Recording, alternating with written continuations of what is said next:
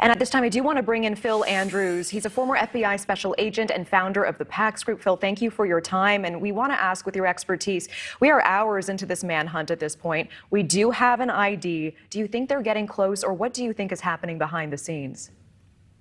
Well, I think this dragnet continues to close, that the authorities, with their federal partners and the state police, are monitoring any kind of digital footprint that this suspect may be leaving. That could include toll road reading, to plate readers, to cell phone towers that a mobile device might be hitting.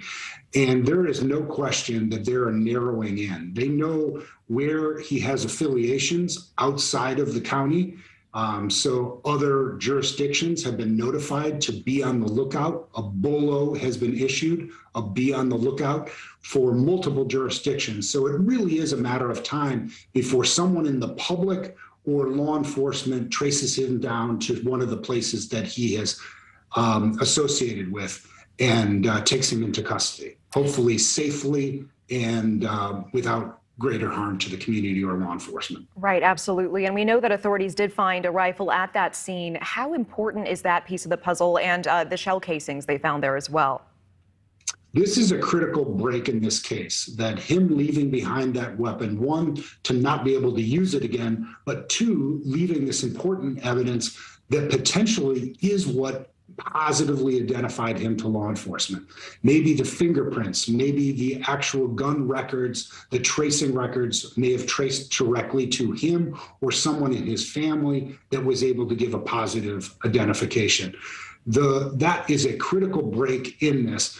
But I think also the number of law enforcement responding to the scene, the multi-jurisdictional approach, where they've been able to leverage both community tips and perhaps cell phone videos that folks in the community had running during the attack, and call-ins from the community that may have seen something now that his picture's out here. All of that goes into helping them break this case and do it safely. Yeah, and it seems like there's a level of premeditation and ill intent here. This is not a man who just on a whim went into the crowd and tried to target one person he knew. He went to this rooftop. We've seen the ladder. Do you believe that with that level of planning, he is still even in this area?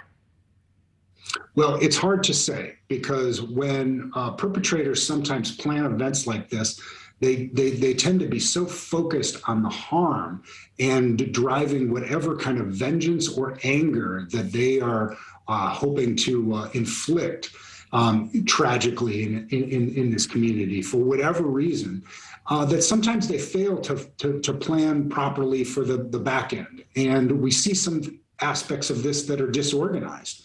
He leaves a gun. Maybe he can't scale down the ladder with the gun. Maybe he's worried about being seen with the gun as he tries to make the escape. But my instinct here is that he hasn't gone far, that he doesn't have connections that are beyond much of Illinois, and that he has relied likely on the vehicle that is now known to law enforcement and everybody watching, that his means of escape are very limited, and that we were going to see law enforcement bring this to a conclusion soon. Well, you know, we have an entire team here who is starting to unearth details about this potential shooter, about this person of interest. And many of the things that are coming up are incredibly dark, potentially glorifying past shootings, gore, and some of the lyrics that he's written before.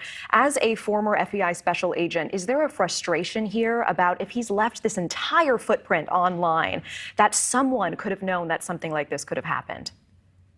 That is heartbreakingly difficult to hear, but it is so consistent with the profile we see in each one of these mass shootings. A young person, maybe in distress, certainly a breakdown in coping skills, maybe some mental health profile here, but without question, some sort of pre-incident indicator where they've put out on social media, and perhaps even months in advance, where no one flagged this, or particularly the social media providers themselves, which gain advertising and followers and an economic benefit from folks using their platform like this, but take very little care to identifying the behavior that then leads to these tragic outcomes.